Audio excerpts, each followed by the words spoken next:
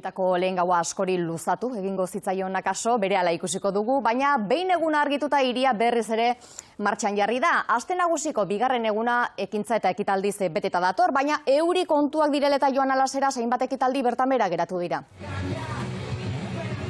Eta pena handia izan da, batez ere familiena, ez da, goizean beraiek disfrutatzen dute gehien, baina esan bezala programako hainbat gauza suspenditu behar izan dira. Txikigunea alkateak zabaldu du eta utzik egon da, ez da, udal musika bandaren kontzerturik egon, goiti berak ere ez dira ospatu, buru handiak ere ez dira, atera terrazak utzik ikusi ditugu.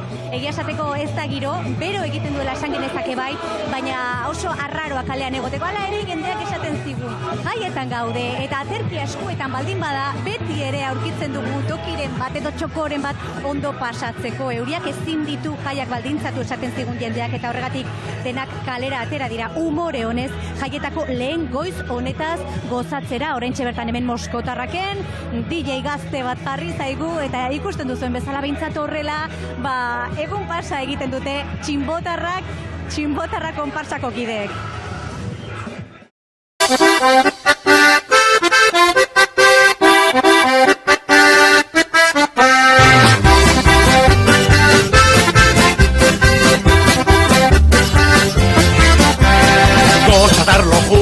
Ez eidoaz batera, batak edo bestea, zoratu eginda.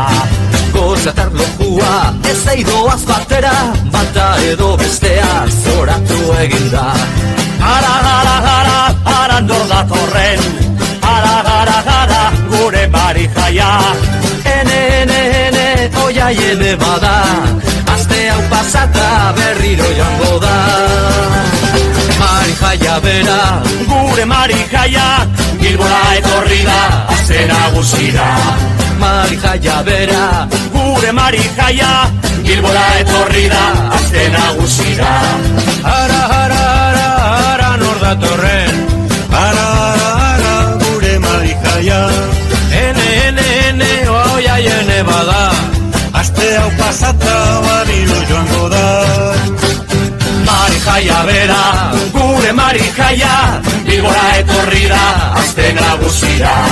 Mari jaia bera, gure mari jaia, Bilbora etorri da, aste nagusira. aste nagusi bakarra munduan,